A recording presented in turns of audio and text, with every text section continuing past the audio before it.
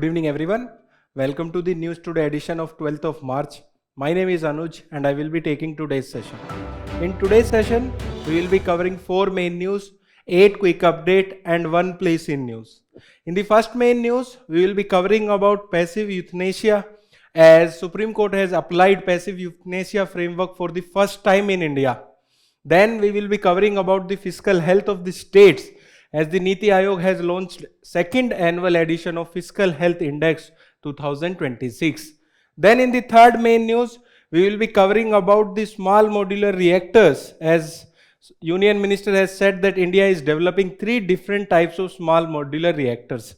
Then in the last main news, we will be covering about the changing nature of global trade.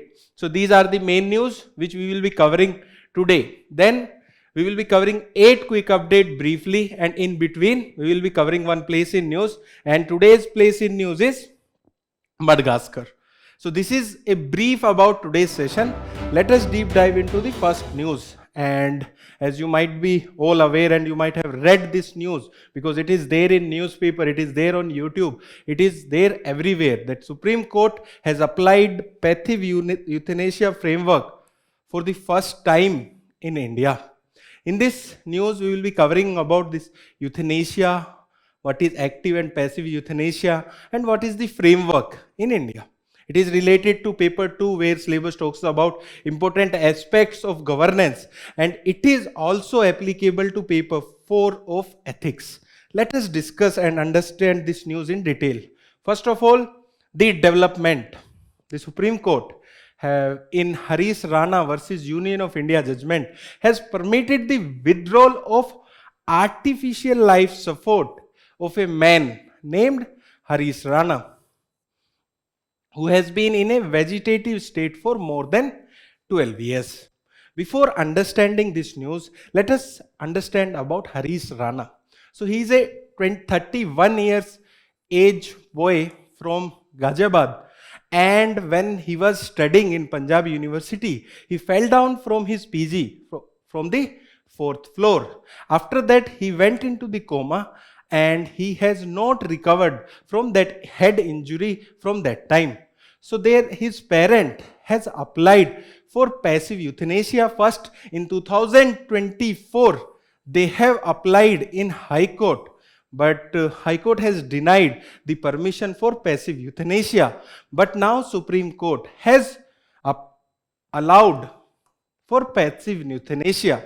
And why giving the judgment, Supreme Court has said that this judgment does not clearly fit into logic and reasoning, but it fits into love, mercy, laws, and medicine. Supreme Court has stated that this judgment does not clearly fit with logics and reasonings, but it fit with love, mercy, medicine, and laws.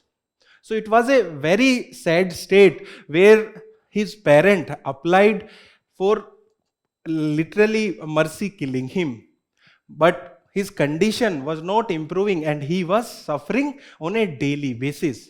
So here the concept of right to die with dignity emerges.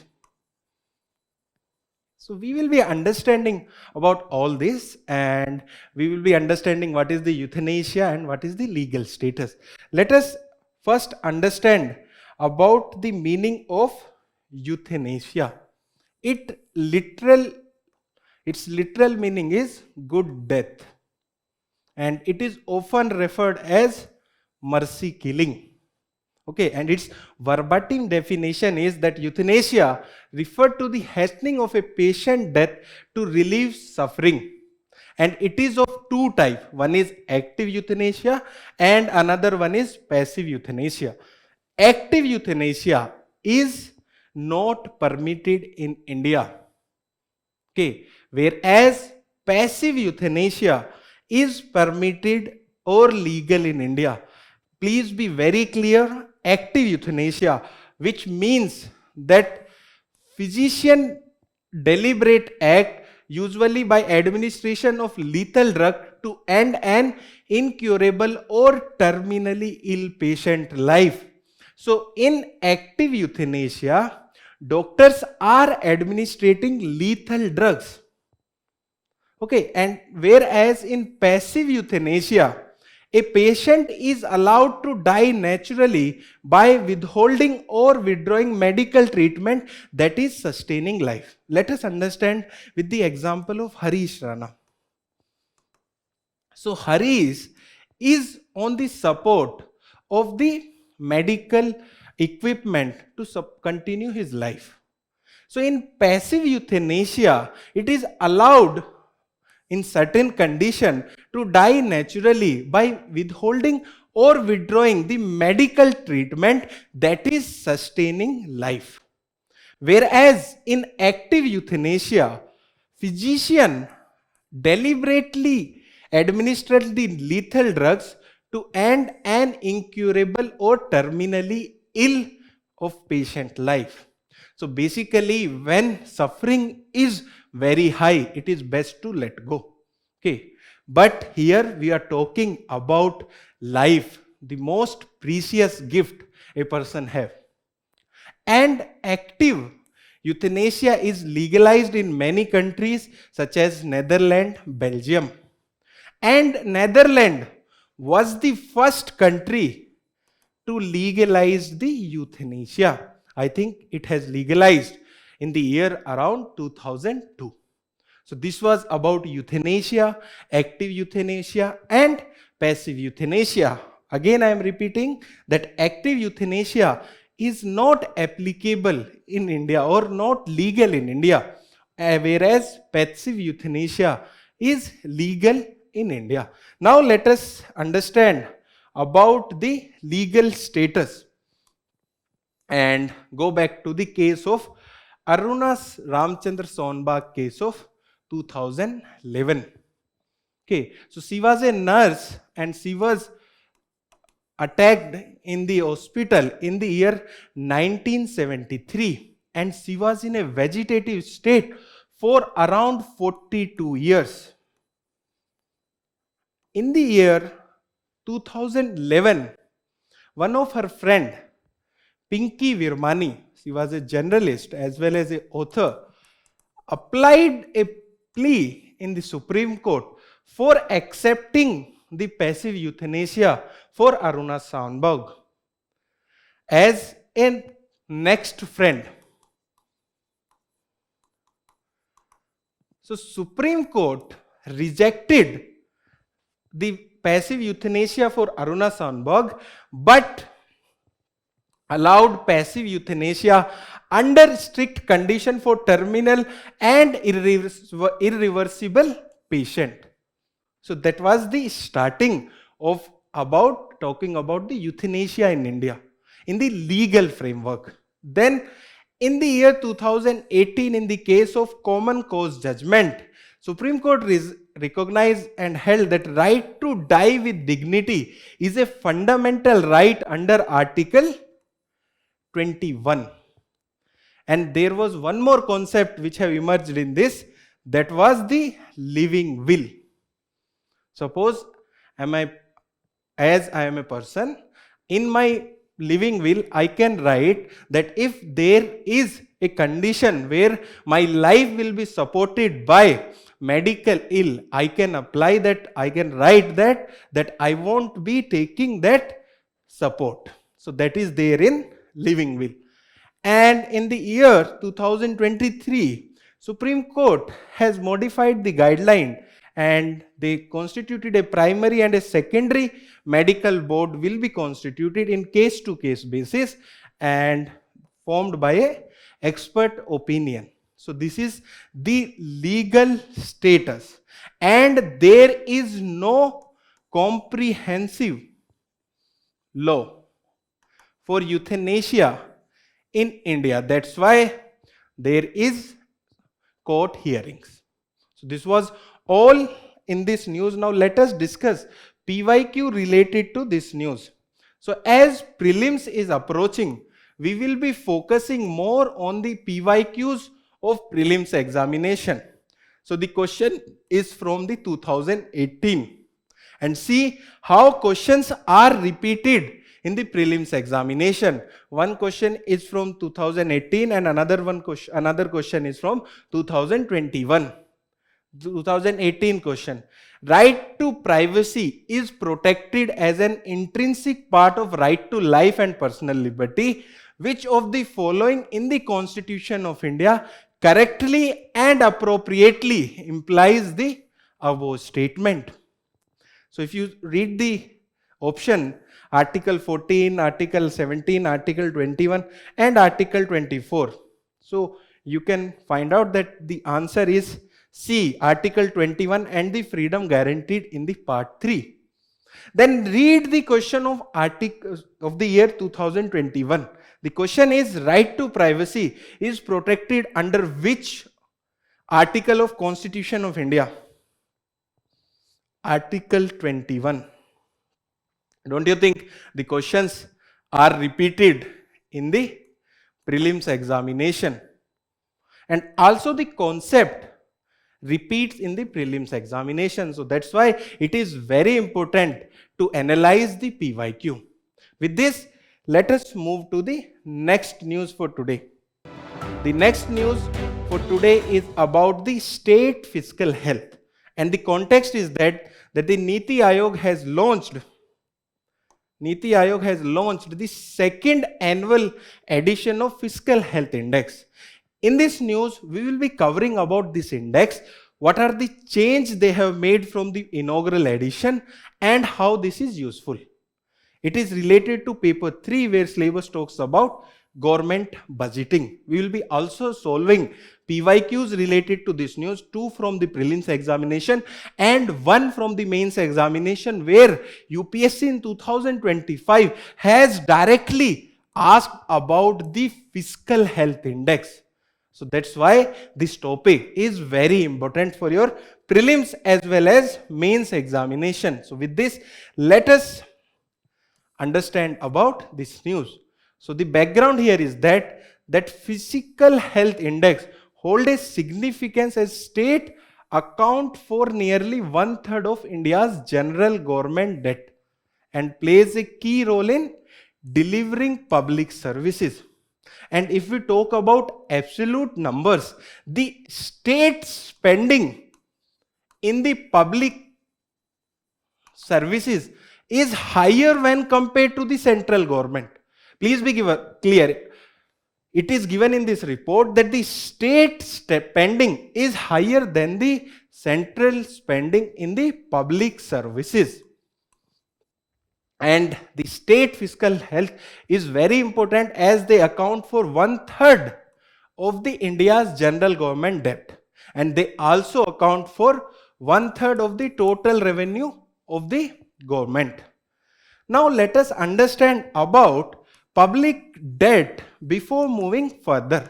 What is public debt? So basically, public debt means the liabilities of the government, both central as well as the state government, and it excludes the intergovernmental liabilities. Please be very clear that the public debt includes the liabilities of the government, which include the central as well as the state government, but it excludes the intergovernmental liabilities and include both internal as well as external liabilities of the government. Okay, so with this we will be understanding the other aspect of this news. For now, please be very clear about the public debt. Now let us move further in this news and understand about the Fiscal Health Index of 2026. So this is the second edition. In the first edition, Niti Aayog only reported about the 18 major states. But now they have added 10 more northeastern state and the Himalayan state. That is the major difference that is there in this index. So now let us understand about this index. First, there are 5 key pillars in this index, and it includes the quality of expenditure. That means that where the state are expending their money, that can be in the capital formation, or that can be in the non-investment or non-renowned investment. That is the first. Second, how states are mobilizing their revenue. That is the second index. Second pillar. Third, the fiscal prudence. What is the fiscal deficit of the state government? That is the third pillar. Fourth pillar is about the debt index. How much debt is there with the state? And the last pillar is about debt sustainability. How much debt is sustainable for a state? It is varied for different state. Then it categorizes major state. We have already discussed that it categorizes into two, 118 major state and 10 northeastern and Himalayan state. So in the major state, it has categorized into the states into the category of achiever, front runner, performer and the aspirational. And they uses the data which is compiled by the CAG. That is about the major state. When coming to the northeastern state, they have these 5 key pillars, but sub indicators are little bit different. And why these are different? To capture the unique characteristics like difficult terrain, sparse population density, limited on revenue capacity of the northeastern as well as the Himalayan state. Okay, so this is about the fiscal health index of 2026. Now let us move further and understand about this news. So what are the key highlights of this year index? The highlights are that in major state, Odisha remained the top performer under the achiever category. And it is followed by Goa and Jharkhand. They also features in the achiever states. And why they are top performer? Because they exhibit high on tax revenue shares. Okay. And they have large capital outlay for the formation of capital. And they have low fiscal deficit, which is usually below 3% of state GDP. And they have moderate debt levels. Whereas the bottom ranker states are Punjab, West Bengal and Kerala. Then in the northeastern state and Himalayan state, the top ranker states are Arunachal Pradesh, followed by Uttarakhand. And the bottom ranker states are Himachal Pradesh and Manipur. So this is about the major state and this is about the northeastern and the Himalayan state. They have given the recommendation as well. The recommendations are simple and easy to understand, such as enhancing own revenue, okay, by tax or by non-tax methods. And it also includes the own tax capacity. What are the taxes which are collected by the state? Please read about that. Then you will become more clear. One I am telling, one is state GDP. Read about the other taxes which are collected by the state government. Then they also talked about improving the capital expenditure. Okay, so they are saying that the expenditure should be more on the capital formation so that it will improve the long-term sustainability of the growth. Then they also talked about monitoring off-budget borrowing. What are the off-budget borrowing? These are the borrowing by the PSUs, either central PSUs or the state PSUs. And they are not included in the fiscal deficit. Please be very clear about this. What is the meaning of off-budget borrowing? So these are the borrowing by the PSUs and these borrowings are not included in the fiscal deficit of the state or the center. So with this, we have completed this news. Now let us discuss PYQ related to this news. First PYQ is from the year 2018 prelims PYQs. Let us discuss this. First, the Fiscal Responsibility and Budget Management Review Committee has recommended a debt to GDP ratio of 60 for the general government, that is combined for central and the state, compromising 40% for the central government and the 20% for the state government. This is a correct statement.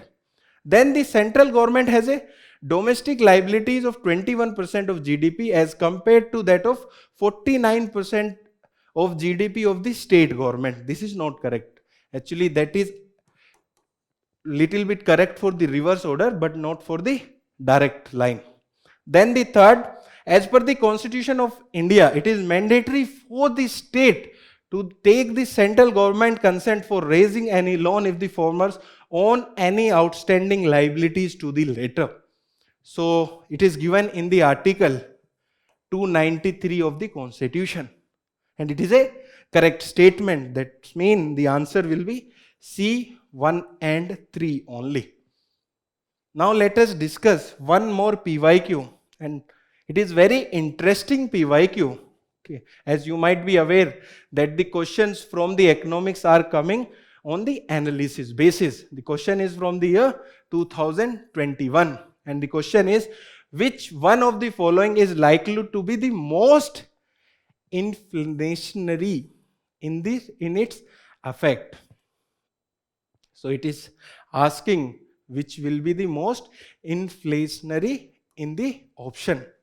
Okay, so first is repayment of public debt. It won't lead to inflation. Inflation means more money chasing the limited product. Okay, so repayment of public debt won't create more money in the market. Second, borrowing from the public to finance a budget deficit and borrowing from the banks to finance a budget deficit. These will create money in the market, but when compared to the fourth option, these are less inflammatory. In the fourth option, it is given that creation of new money to finance a budget deficit. That means it is leading to a huge money in the market. That's why this will be the most inflationary in the given options. So the answer will be D. Then the PYQ from the mains examination of the last year, that is 2025. The question is, explain how the fiscal health index can be used as a tool for assessing the fiscal performance of the state in India, and in what way would it encourage the state to adopt a prudent and sustainable fiscal policies? We have discussed this. Suppose I keep the word here, the fiscal health index of 2026, and question is same. Then you can write whatever we have learned in this news. With this, we have completed the second main news. Now let us move to the third main news for today. And third main news is about small modular reactor. So our Union Minister has said that India is developing 3 different types of small modular reactor. In this news, we will be learning about those 3 types of small modular reactor. And in first place, what is a small modular reactor? That we will be learning in this news. Let us start, and it is part of paper 3 where syllabus talks about science and technology development and their application. So the background, and in the background we will understand about SMR. What are small modular reactors? So basically, small modular reactors are miniature version of the large nuclear powers plant producing nuclear energy up to 300 megawatts per module. So a large conventional reactor has a powering capacity of more than 700 megawatts, whereas in the small modular reactor, it is up to 300 megawatts. And in the micro reactor, it is up to 10 megawatts. Okay, here small means up to 300 megawatts. And modular means that this is agile and this can be assembled at various places. That is the meaning of M, modular. And reactor means that there is nuclear fission reaction in this to produce energy. Before moving further, let us clear one thing, that nuclear energy production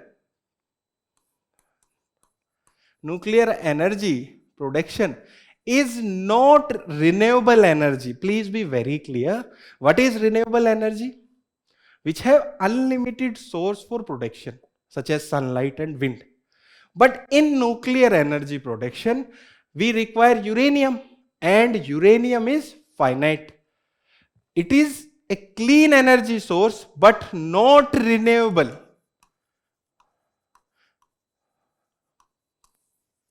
Okay, so with this, we have completed about the small modular reactor. Now let us move further and understand what are the type of SMRs which India is developing. So basically, it is saying, news is saying that SMRs are an entirely new concept, whereas the Bharat small reactor, the small modular reactor of India, are based on India's pre-existing pressurized heavy water reactors.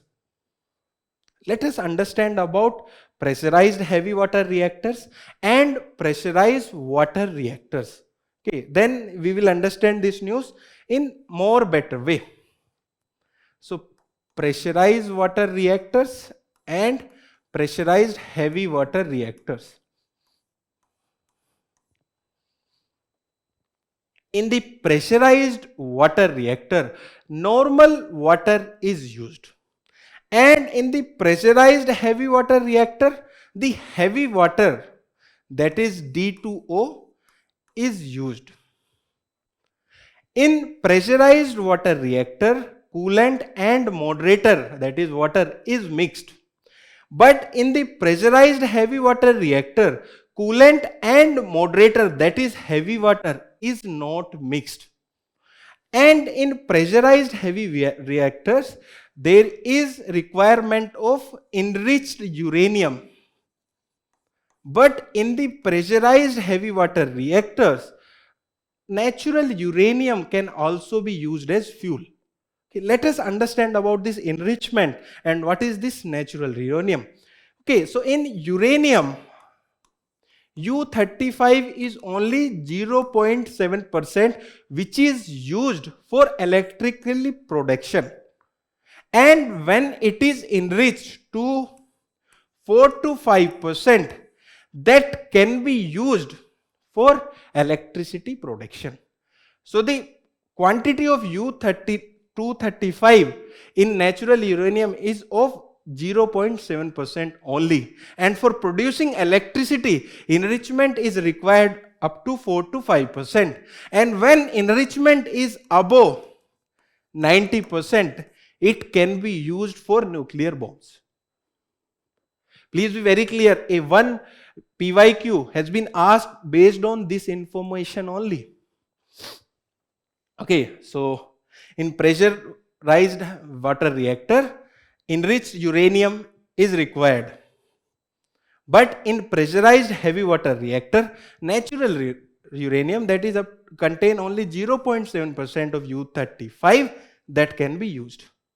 I think you might be clear about the pressure water reactor and pressure heavy water reactor. Now let us understand the news further. So there are 3 SMR model being developed by the Department of Atomic Energy. And in that, first one is Bharat Small Modular Reactor, that is being developed by the Baba Atomic Research Center at the Tarapur. And it is based on the pressurized water reactor technology, which will be utilizing the enriched uranium. We have understand about the pressurized water reactor. Then there is the development of SMR 55 at the same place, at the Tarapur in the Maharashtra, and it is also modeled on the pressurized water reactor.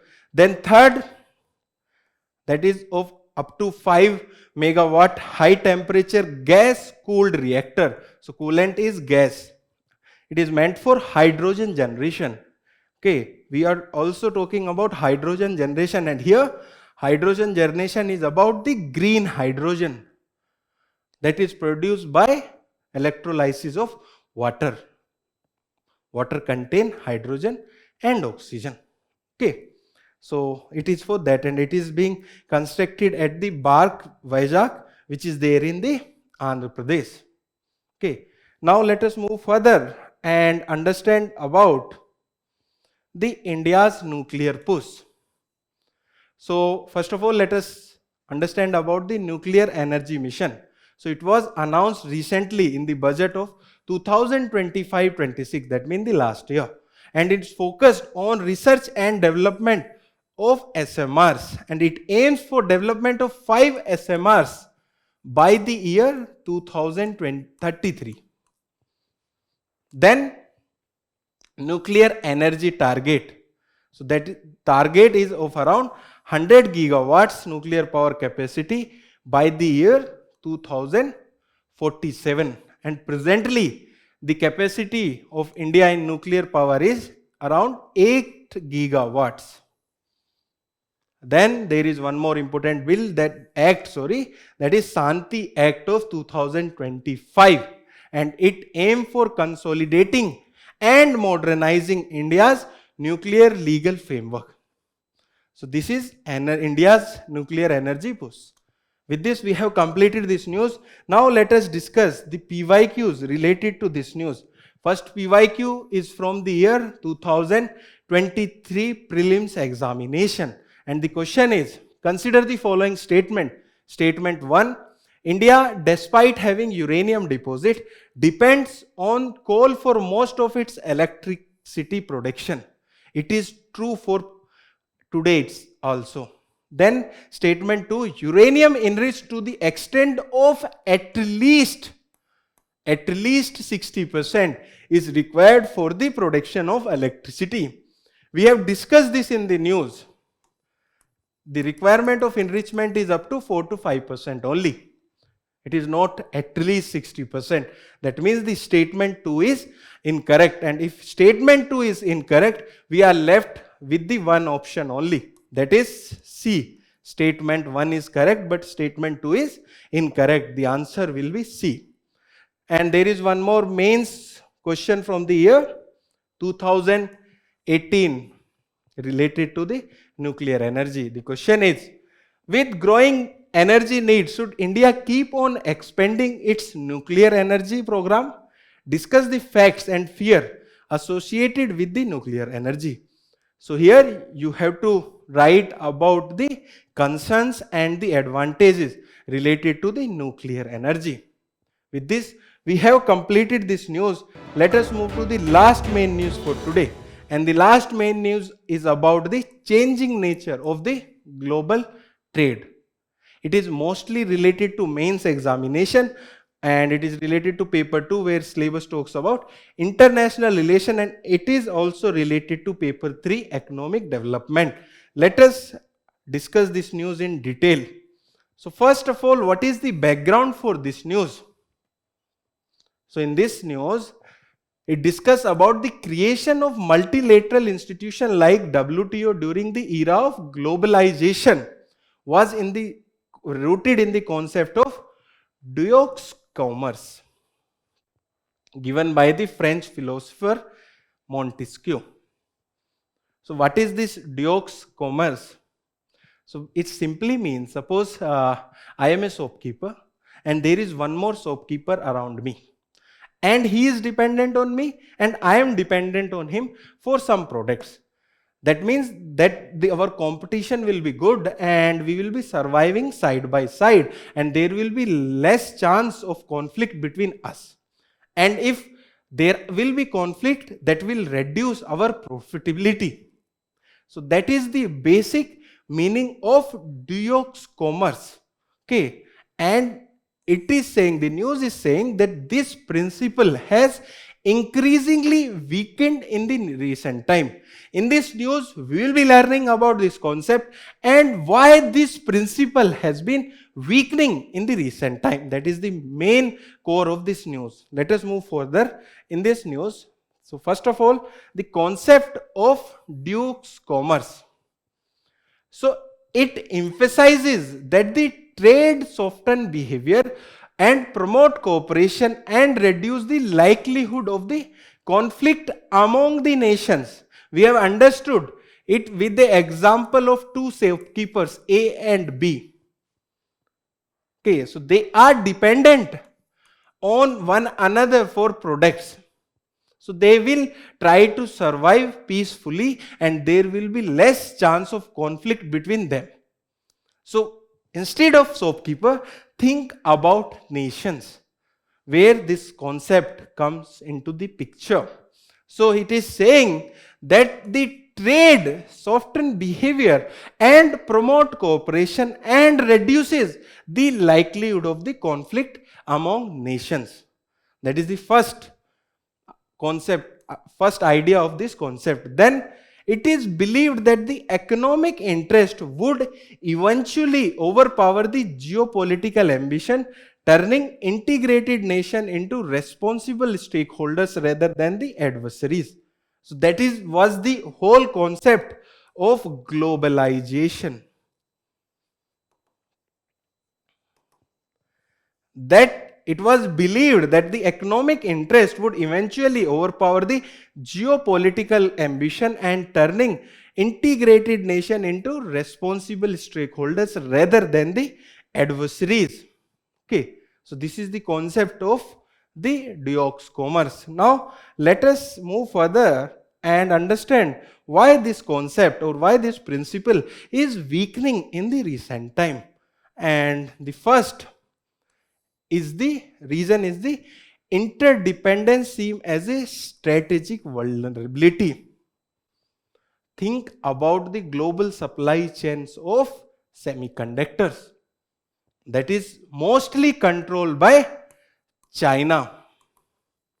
And such types of interdependence will lead to strategic vulnerability as China, when it feels like, will stop the supply of the semiconductors, and globally we are depending on the semiconductors a lot, mostly semiconductor chips. Okay, that is the first point. Second, there is weaponization of the trade. Okay, if you are reading newspaper, you might have come across a term that is geo-economic confrontation. And why you might have come across this term? Because in the recent survey of World Economic Forum, this has led to the major cause of the disruption in place of the weapons or the arms conflict. This is the single most or the largest threat to the global trade, that is geo-economic confrontation, which have been found out in the World Economic Forum survey. And what it means, geo-economic confrontation? Basically, geo-economic confrontation means war by the economy. That is the meaning here, weaponization of trade. And what is there in this war of the economies? That countries are increasingly using trade tools like tariff, sanction, export control, and resource restrictions. Think about USA. What USA is doing? Applying tariffs, applying sanctions, applying export controls for the various countries. So that is the meaning of this second line. Then thirdly, there is fragmentation of the global trade system. Now the countries are not depending on the WTO, as the appellate body of WTO or the multilateral institutions is not functioning well. So there is a fragmentation of the global trade orders, and the countries are moving for the smaller bilateral and the regional trade agreements. Then there is shift in the supply chain strategy. Now countries are increasingly favors the relocation of supply chain to the allied nation, that is friend-shoring, or to the geographically close countries, that is near-shoring. Okay, so there are four types of shoring: friend-shoring, where supply chain is moved to the allied nation; near-shoring, that is where supply chain is moved to the geographically closer countries; and there is reshoring, that is moving the supply chain to the same country, and its opposite is offshoring. So these are the reason why the idea of Duke's commerce is weakening. So with this, we have completed this news. Now let us discuss two PYQs of the mains examination of the year 2025. First question is from paper 2, international relation, and second question is from paper 3, economic development. So the first question is, with the waning of globalization, post-Cold War world is becoming a site of the sovereign nationalism. Okay, that is the first question.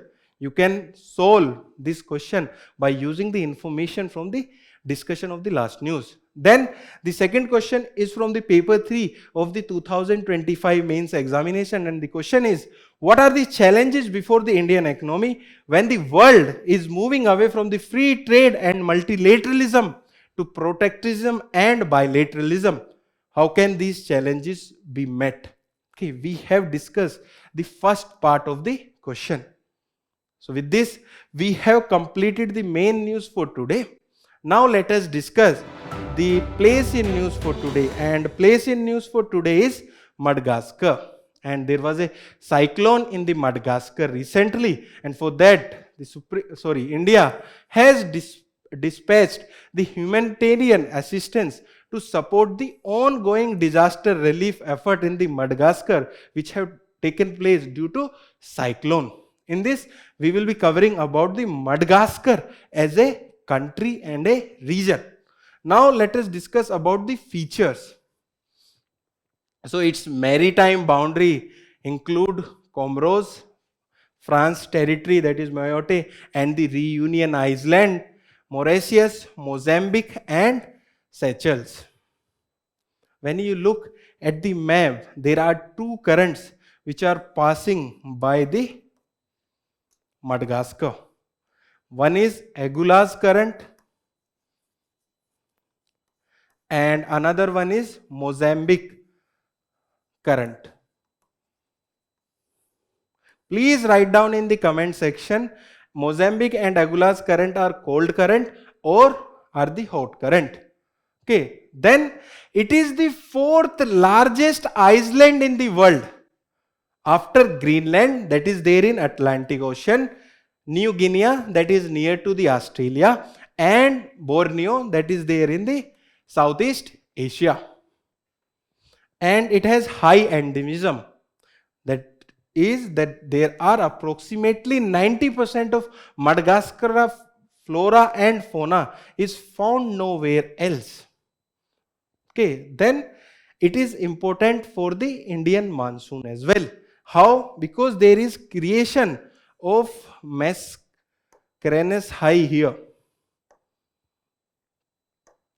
Okay, so there is creation of Mascarenhas high here, and it shift the southeastern winds, and when these winds crosses the equator due to Coriolis force, they turn right side above the equator and they become the southwestern monsoon wind for India. That is the link between the Madagascar and the Indian monsoon.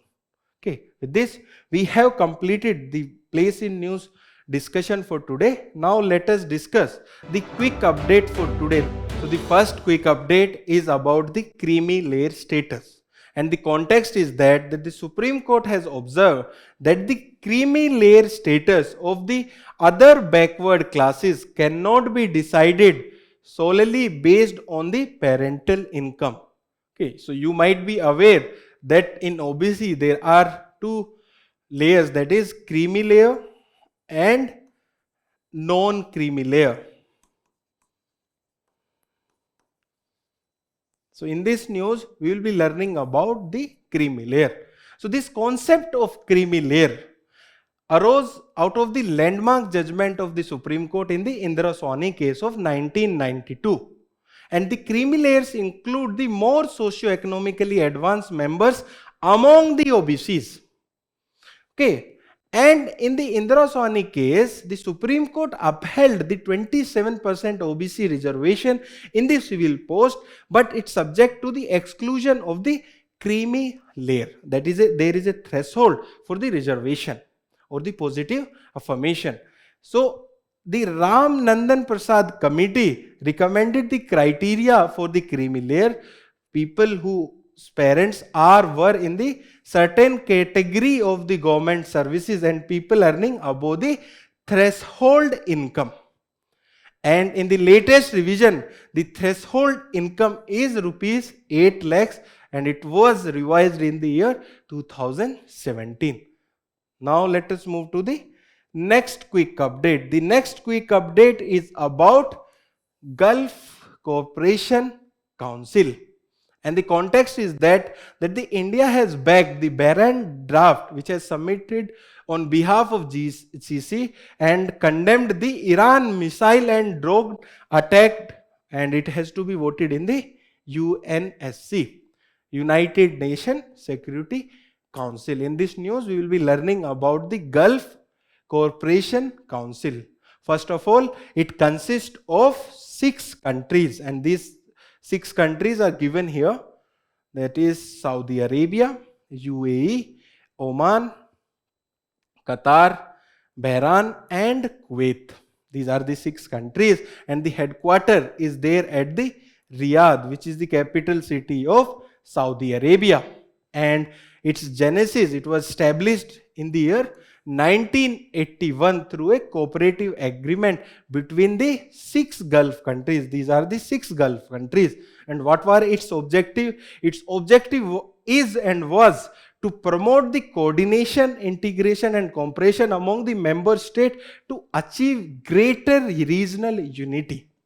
That was and that is the objective of GCC. And when coming its institutional structure, it consists of Supreme Council, which is the highest authority and oversees the Dispute Settlement Commission. So this was about GCC. Now let us move to the next news. And next news is about shadow fleet. And the context here is that as the state of Hormuz have set to the most legitimate tanker tariff, vessels in the global shadow fleet are still moving the oil. You might be aware about the Iran, Israel and US conflict, due to which the Strait of Hormuz, which connect the Persian Gulf to the Arabian Sea, has been shut down by Iran. And there is passage of around 20% of global oil through that area. But as this is closed, there is no movement of the legitimate tankers. In that context, there is the development regarding the shadow fleet, and we will be understanding the meaning of shadow fleet in this news. So they are also known as dark fleet and refers to a group of vessels that rely on the deceptive shipping practices to move sanctioned or high risk commodity which conceal their true identities or ownership. Okay, so they are mostly out of the purview of the governments. And the modern shadow fleet growth have accelerated after the Russia-Ukraine war of 2022. And how they are able to move and what is the difference? So basically, shadow fleet generally turn off the radio transponders, not releasing the relevant information that where they are located, to which port they will be going, or what is the speed of the vessel. They won't be releasing that information, and releasing that information is mandatory by the International Convention for the Safety of Life at Sea. It mandates to keep radio transponder on for the collecting relevant information of ship. So they turn off this radio transponders. So this was about shadow fleets. Now let us move to the next news. The next news is about the National Shipping Board, and this is also related to the shipping patterns or the shipping safety. The context here is that the government held a high level interaction with the National Shipping Board to address the emerging challenges in the India's shipping sector. In this news, we will be covering about the National Shipping Board.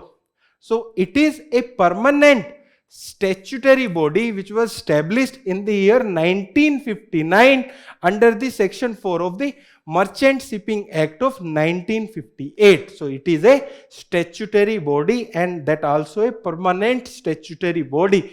Then it is under the Ministry of Ports, Shipping and Waterways. And when coming its to objective, basically it advises government on the matters related to shipping, including the development and the evolution of the India's maritime policy. Let us understand about its composition. So it have chairman and it also have other members, and it has 6 members elected by the parliament, 4 from the Lok Sabha and 2 from the Rajya Sabha. Then there are such numbers of other members, and that should not exceed the 16 number as the central government think fit. Okay, so this was about the composition of the National Shipping Board. Now let us move to the next quick update. The next quick update is about GLP-1 drugs. The context here is that the Central Drugs Standard Control Organization has prohibited the pharmaceutical companies from advertising these drugs, that GLP-1 drugs. In this news, we will be covering about these drugs, GLP-1 drugs. What are they and why they are used? So basically, they are the classes of medication that miming the natural GLP-1 hormone, helping regulate blood sugar level and appetite. And one example of it is Ozempic. Okay, so most of the more celebrities are using these drugs to reduce weight. And how does it reduce weight? So basically it signals the body that it is fit and does not require food further. That's why there is lack of food in the body, or that means lack of energy, that will lead to reduction in the weight. Okay, and it was originally used for managing type 2 diabetes, but are now used for reducing obesity and the weight loss. And what are the other uses of these drugs? They are used to lower the risk of heart attack, stroke and heart failure, and also to reduce the incidence of type 2 diabetes, kidney and liver diseases. These are the some benefit of the GLP-1 drugs. Okay, now let us move to the next quick update. So the next news is about a mountain, that is Nevado Ozos del Salvado mountain. And the context is that one Indian Institute of Science professor, Arpita Patra, has become the India's second woman to climb on this mountain. In this news, we will be learning about this mountain. Okay, so basically it is located on the Andes mountain range on the border of Chile and Argentina. Okay, in the South America, in the Atacama Desert. Atacama Desert is very dry, and it is the driest place outside the polar region. And this mountain is the world's highest active volcano and the highest mountain in the Chile. But the first fact is very important, that it is the world highest active volcano, and its feature include that it is a stratovolcano. There are many type of volcano, but major are strato and the sealed volcano, stratovolcano, are very steep, whereas sealed volcano are not that steep. And it hosts the world highest larger crater. Okay, it hosts the world highest, so not the largest, it hosts the world highest crater lake. What is a crater lake? When suppose this is a volcano, and if magma come out and remove this part, there will be formation of one lake. Such type of lake formation is known as crater lakes. Okay, so the lake formed by the destruction of the magma of the volcano, that will be leading to the formation of crater lake. Okay, and it has a dry climate due to its location near to Atacama Desert. Okay, now let us move to the next quick update. The next quick update is about the agreed conclusion toward the justice to women. And the context here is that the United Nations has adopted a new global framework called as agreed conclusion. And it is to improve the access to justice for women and the girls worldwide. And what are its key highlights? First of all, it is not legally binding, and it has some recommendation, and those are that there should be repeal of discriminatory laws which are affecting the women and girls, and there is need to strengthen the protection against violence both online as well as offline with the faster access to the justice for the survivors, and here survivors are women and girls. Okay, then it promote the digital justice system and recommend adopting a whole of government approach linking police, court, health and social services.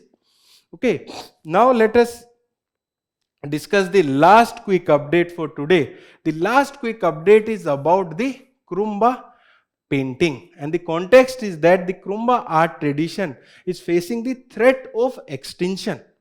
Okay, so basically they have a origin of around 300-year-old tribal folk paintings. So these are paintings of the tribe of Kurumba, and Kurumba tribe is classified as a particularly vulnerable tribal groups, and they are there on the Nilgiris, and Nilgiris are there in the 3 states.